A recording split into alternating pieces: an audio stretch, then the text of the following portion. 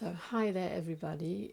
I've been meaning to do some videos on sensitivity for a while, but didn't have the time so forth. So I'm doing a liver flush today.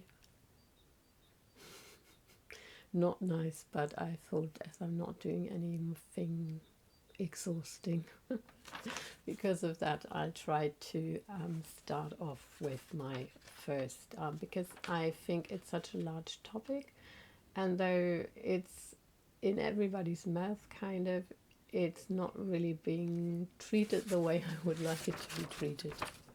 And I made some notes, and I'm definitely going to do more because there's so many aspects of this that I think are really important for people who are, well, I don't even define themselves as sensitive because let's start with that. The definition is a hard thing. I mean, there's so many words for this. You have sensitives, you have hypersensitives, you have people who are extrasensory, which in a way is a kind of sensitivity. All sorts of forms fall into this, and I mean, even things like autism are in a way a kind of sensitivity, and according to my definition at least. But well,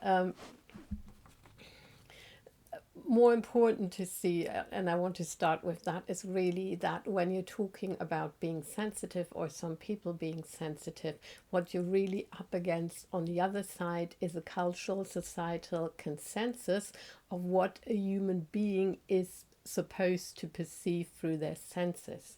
And these senses, at least in our culture, are fairly well defined. It's seeing, and there's a big stress on seeing. It's the most important sense in the Western culture. Then I'd say hearing, touch perception, and scent. If you're a sensitive of any kind, it is very likely that you find this very lacking because obviously there's stuff missing. There's thought is missing because thought and your mind is really a form of sense perception, but we're not there yet. Also, everything that is etheric, everything that is pre or post incarnation into the material world would all be missing from that on one end. But then again, you might just be somebody who is sensitive to certain kinds of foods. It's still, all one thing. Bear with me. So the thing is that with all this being sensitive also covers such a wide area. I mean, it might mean anything from seeing a ghost to being sensitive to being able to perceive, I would rather see, electricity in some form, reacting to it physically or in whatever way, or radiation. That's all kind of the same thing in a way. While on the other hand, you have this kind of popular idea that if somebody is sensitive, there's kind of this idea of weakness and not being able to cope with the world in the way that you ought to be coping. And also the whole idea of what these people are, or what we are perceiving as being not real, because obviously other people either can't see it, can't feel it, can't smell it, can't conceive of it, is really more the thing. So it is cut out, and that's another thing I want to talk about in another complete episode, because if you are sensitive in any form, like in the tiniest way, you are so gaslit. You have been growing up in a gaslight, because that's really what it is. It's what you are perceiving is, basically you are told that it doesn't exist, or you're not even told that, you just realize at some point that other people don't perceive what you perceive, and you kind of know that you'll only get crap, that you'll only be ostracized, you'll be ridiculed or whatever, so you keep that to yourself. And that's mostly what sensitive people are like. And the reason most humans are sensitive, or beyond the consensus, all of them actually, if you ask me, all of them are sensitive beyond what the consensus would say, and then we are all very different, and that's another big point I want to make now. I don't know whether that helps, but let's give it a go. and I need a pen. Okay, I don't have a whiteboard, so I actually drew like this little yellow happy dot in the middle is supposed to be you or any of us. And the smaller field would be like what is considered the normal sense perception, what is possible.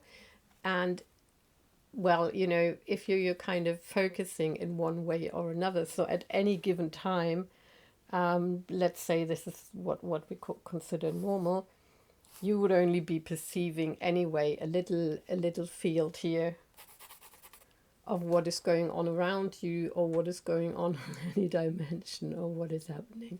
So yeah, and I drew this because I wanted to, you know, make it in some kind of very inadequate way visually understandable, that if you're a person and you're seeing within this field, like you're focused in one direction, this is as much as you perceive in with any sense. It doesn't really matter, but that doesn't mean that the rest isn't there. So because we are so extremely different, and particularly in respect to our sensitivity, because sensitivity is basically not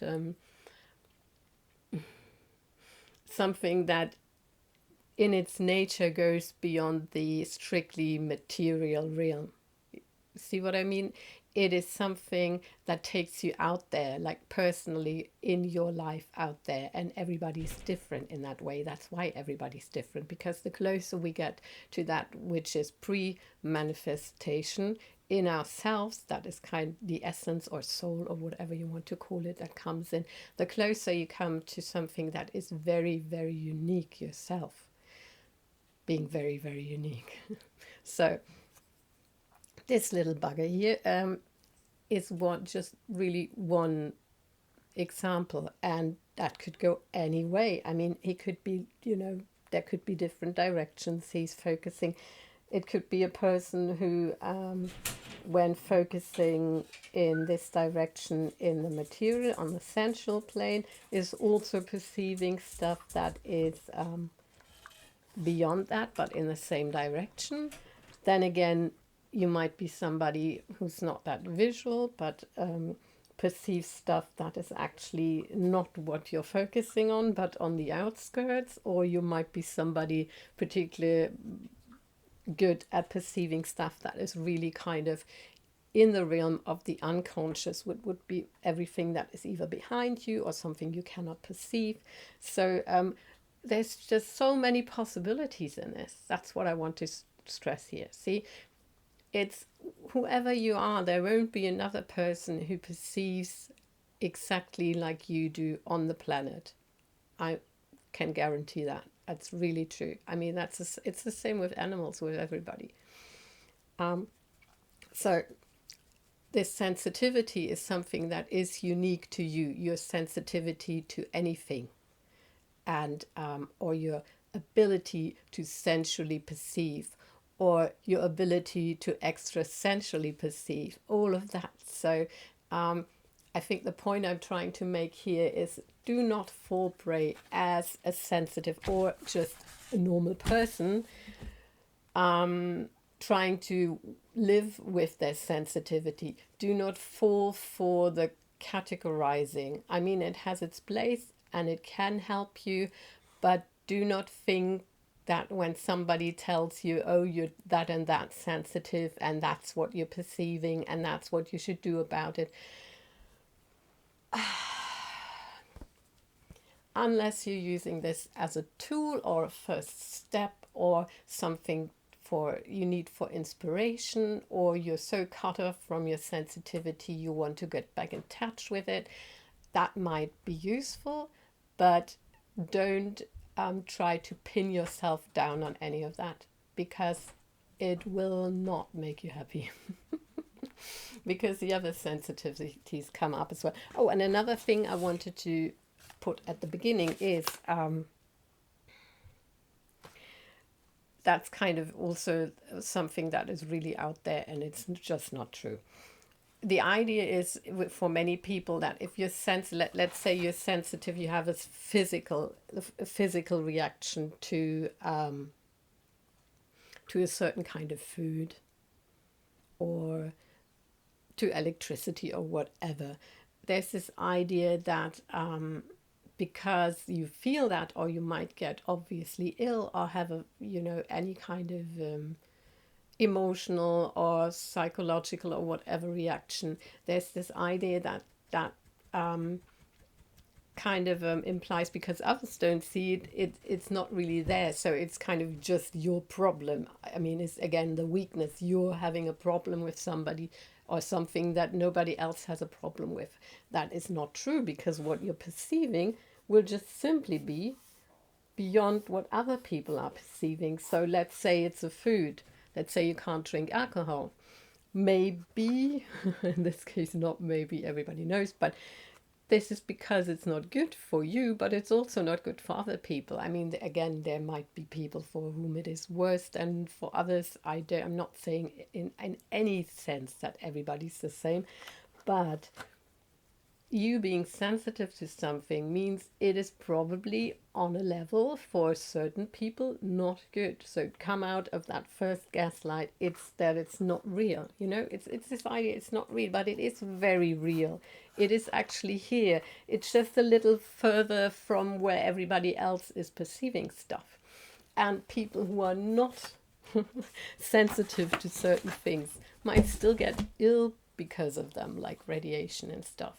So yeah, that was actually already leaning over into the gaslight thing, but I wanted to make sure that your sensitivity is a real thing. It's trying to tell you something. It's important. It's so important to listen to it, because you cannot lead a happy or healthy life without listening to your sensitivity, whatever form it takes. So have a lovely week. Bye bye.